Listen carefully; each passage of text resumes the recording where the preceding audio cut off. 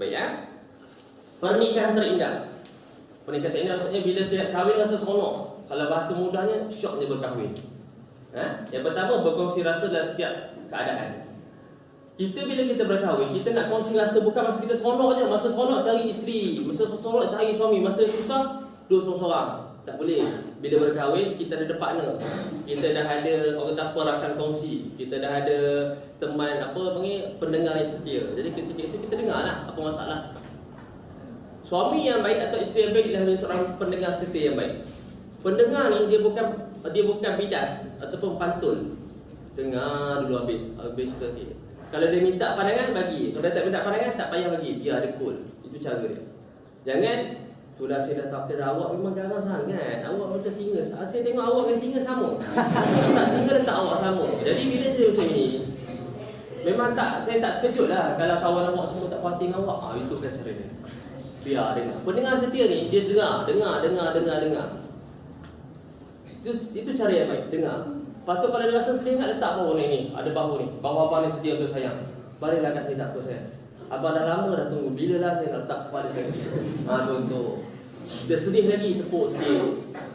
Tepuk kenalah tepuk kasih sayang. Kau tepuk kau macam kawan.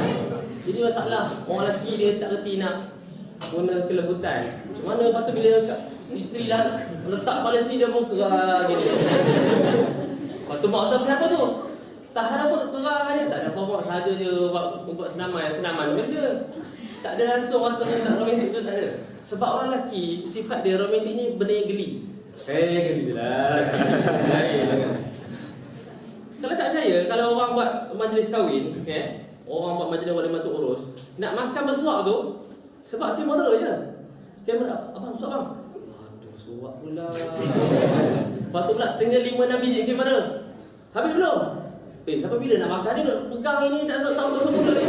Sabar kita masuk video, kita nak upload YouTube, kita nak upload Instagram, semua ada. Jadi kerahlah kawan tu. Tapi kalau sendiri nak buat, mustahil lelaki payah nak berlaku benda tersebut. Biasanya suap nyok ni akan bermula dari peringkat perempuan. Awak dengan awak buka mulut. Buka mulut. Lepas tu dia pula jenis tak reti. Buka mulut tu macam makan dengan kawan. Sikit je, kahwin, cover lah sikit. Lepas tu dia pula bila minta pengantin lelaki suap ke pengantin perempuan, dia ambil semua macam standard dia makan kat rumah. Penuh dulu. Pengantin perempuan dah habis cover dah. Buka sikit je. Buka lagi. Banyak. Salah lah. Sebab apa? Romantik ni ataupun sifat ini bagi orang lelaki dia agak geli, agak allergic. Dia tak boleh. Pasal lagu-lagu cinta pula ni. Dah. Tapi orang perempuan benda tu penting. Jadi kita berkongsi rasa. Yang kedua, saling berbincang untuk menghadapi krisis dan solusi. Bila berkahwin, benda yang kita kena faham ialah bagaimana untuk menghadapi krisis dan cari solusi dengan cara berbincang. Perbincangan ini akan timbul bila mana kita lazimkan perbincangan antara kita. Bincang ni tak semestinya kena buat macam halaqah, macam likok, macam usrah. Buka Al-Fatihah, Masya Allah. Baca Quran sikit. Tak payah. Macam biasa dalam kereta, saya sambil kerah kereta isteri kat sebelah. Macam mana kita nak balik mana ni? Bincang. Kadang-kadang kita rasa macam makan hati dengan mak mertua. Kita bincang isteri, abang apa. Aduh, rasalah tadi gini cerita. Dia pun sebenarnya mak ni je, tak ada masalah pun. Perbincangan kena wujud. Jangan tak ada perbincangan. Hatta kalau benda yang simple, nak beli kereta, perempuan ni dia suka dihargai dengan cara dia terlibat sekali dengan apa-apa saja pergerakan suami. Contoh, suami nak pergi main bola, dia tahu suami dia kawan-kawan, lelaki dia tahu. Abangnya nak keluar ajak lagi tengok bola kawan-kawan. Cerita je. Boleh tak? Nak ikut? Nak ikut? Lama dia awak. Lama ke? Lama. Tak apalah abang beli dah nanti untuk canai ke apa ke. Itu cara. Bukan rasuah isteri nama dia. Bukan rasuah isteri. Dah mana ambil hati. Nanti apa abang beli roti jala ke, roti canai ke macam okey. Dia selesai. Dia faham. Dan kita kena faham, kita orang berkahwin ada batas lah. Sebab tu Nabi disebut dalam satu hadis, tak ingat, ya bila mana kita balik lewat sangat, Nabi tak kejut pun isteri dia untuk buka pintu. Tak apa, takut isteri terganggu tidur. Nabi tunggu kalau sampah tu subuh masuk. Sebab apa? Jaga. Dah kita lewat, isteri dah tidur letih, isteri dah seharian masak, rumah sebagainya, kita keluar dengan kawan-kawan. Jadi ketika itu kita sejagalah. Kalau kita rasa kita ni sayang isteri, jangan ambil lewat sangat. Biasalah kalau orang baru kahwin, biasa dia kekil dapat lama-lama. Orang panggil apa? Maplay kaki lepak lama-lama. Sekali tiba-tiba dah kahwin. Bila kahwin dia akan jadi bahan kawan bujang ni. Cik, orang boleh bini juga. Alai. Lek lu. Contoh. Dia pun jadi sebesalah kawan isteri. Ketika itu aulawiyahnya isteri bukan kawan. Sebab kawan dia tak hidup sebantar dengan kita, isteri hidup bantar dengan kita.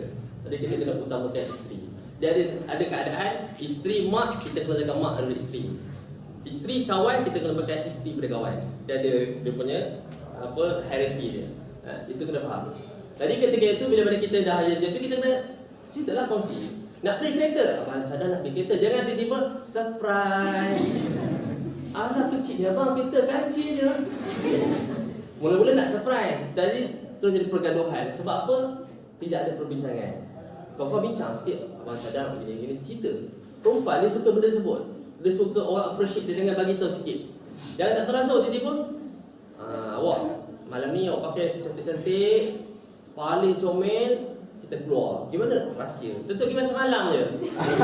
Dia jadi kau tu. Kau tu pakai habis macam Cinderella lah. Jangan gimana semalam je. Rasa macam dah sempat suami aku kan. Tak lihat tu kan. Kemudian menghargai antara satu sama lain. Ini adalah benda yang sangat-sangat kadang-kadang orang terlepas pandang. Menghargai tidak semestinya tiap hari dukung dia. Awak nak pergi mana? Nak pergi telefon dia pada atas katil, pagi bangun dukung, masuk bilik air, bom balik masuk bilik air. Habis mandi dukung, pergi ke dapur. Bukan. Menghargai ini benda tips pada budak ialah ucapan terima kasih. Dia masak pagi, sarapan siap-siap. Masih ya? Sedap ah.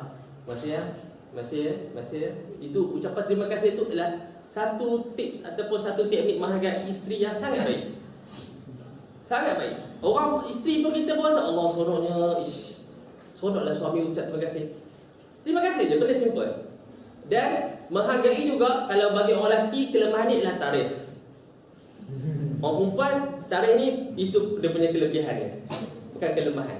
Orang perempuan kelemahan dia benda lain. Tapi kalau untuk orang perempuan kelebihan dia ialah tarikh. Tarikh semua ingat. Tarikh nikah. Kalau anak ada 10 orang, semua tarikh lain anak 10 insya-Allah ingat. Bapak jangan harap ingat satu anak pun. Jangan tarikh nikah tak ingat. Bila kita nikah bang? Alah dalam bulan puasa tu alah ambil tarikh. Alah ambil puasa dalam bulan puasa. Tak pun ingat hari je. Hari Sabtu. Ingat hari Sabtu tu. Hari Sabtu. Dia tak ingat. Jadi kita pun nak buat. Ketika itu cubalah belajar. Ingat tarikh penting. Ingat sikit je. Menghargai. Simple. Simple. Benda menghargai itu benda simple.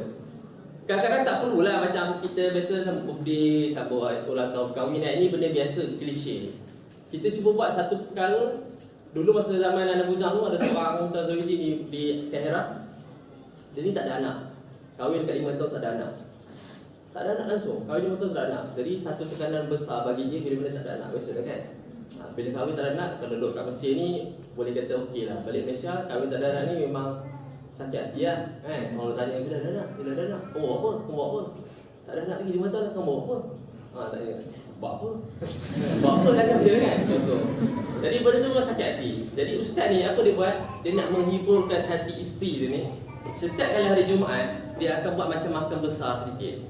Macam makan kenduri sikit. Dan dia akan panggil kawan-kawan bujang. Dia akan buatlah, dia punya jadual dia akan rotik jadual tersebut. Pergi sembahyang Jumaat, habis sembahyang Jumaat dia akan sarap mana ni mana, makan tadi mana. Orang bujang ni benda tu memang sangat-sangat dinanti-nanti kan lah. Duduk tunggu tu di masjid ni, ustaz tu mengaku pun ni, itu orang lain.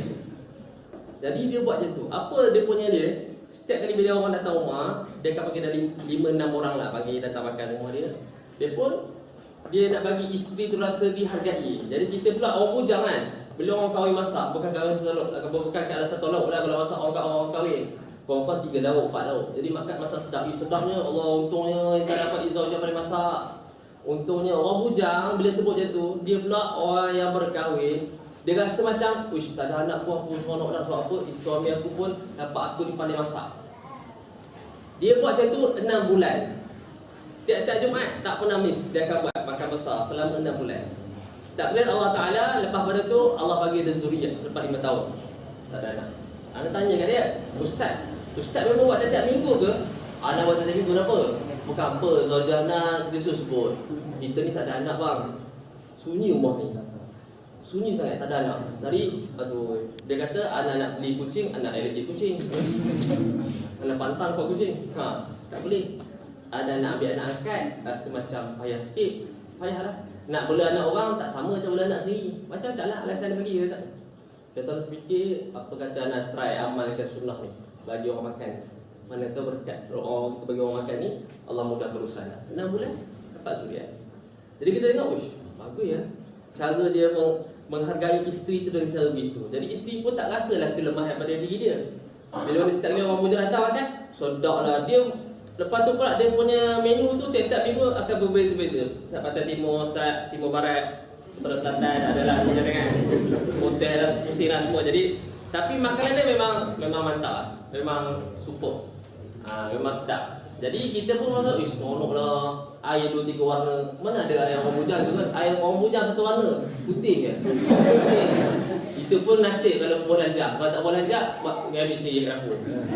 Itu orang bujang kan? Beza kan? Kemudian seterusnya bertanggungjawab dalam melaksanakan peranan masing-masing. Bertanggungjawab maksudnya pernikahan itu akan lebih terasa indah bila mana masing-masing itu tanggungjawab dia. Suami dia ada tanggungjawab dia, isteri ada tanggungjawab dia. Dia ada tanggungjawab masing-masing. Dia akan ada benda masing-masing. Tidak macam sekarang ni timbul isu yang biasa orang akan tanya ialah isteri gaji besar pada suami. Isteri gaji besar pada suami. Ataupun suami hilang identiti sebagai seorang suami dalam rumah tangga. Sebab apa? Suami ni pendidikan mungkin lebih rendah pada isteri. Perkara-perkara ini ialah CJ, kelayakan, gaji, kepandaian. Ini ialah sudut luar. Bila masuk dalam rumah tangga, suami is suami. Suami tetap suami. Suami ialah pimpinan dalam keluarga, ketua dalam keluarga. Dia gaji kecil ke, itu nombor 2. Dia IQ tak apa tinggi, rendah ke, itu nombor 2. Sebab bila dah dalam perkahwinan, bila namanya suami, dia ketua keluarga. Jadi bila sebut ketua keluarga, dia tak faham dalam situasi ketua keluarga. Dan sesuami pula jangan rasa rendah diri. Ini biasa berlaku pada kawan-kawan. Kawan-kawan yang mana dia ambil, dia bukan pelajar Islam, dia dapat ustazah, kahwin dengan ustazah pelajar Islam. Jadi dia rasa rendah diri sangat. Tambah bila zaujah dia bawa kawan-kawan daripada Mesir datang kan, rumah ziarah. Sembang lah bab-bab orang kata apa ilmiah sikit kan. Begini-begini, Syekh ni kata gini dalam kitab ni. Dia ni postman. Tak ada kaitan langsung dengan kitab mana. Dia nak buka kitab apa, dia tak ada kitab. Jadi dia pun congok, dia rendah diri rasa. Gitu. Lepas tu nanti dia pun ruahkan. Ana rasa segan lah Ustaz. Siapa? Saya zaujah Ana tengoklah ambil syariah. Sembang sedap dia dengar cakap Arab. Ana ni Arab pun tak boleh sebut.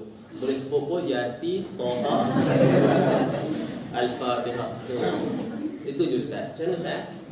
Sebenarnya perkara ini tidak timbul bila mana isteri pandai mengimbang antara kondisi dia sebagai seorang isteri dan kondisi suami sebagai seorang ketua dalam keluarga. Tidak ada masalah. Tidak ada masalah pun.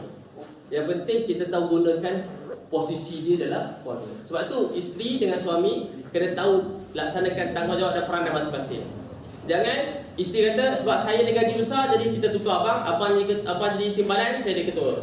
Saya akan letak semua master planning dalam keluarga, abang hanya laksanakan saja. Umpama saya ni pengarah program, abang ni ADK pelaksana. Jadi apa-apa saja saya akan proceed, abang akan buat. Tak boleh.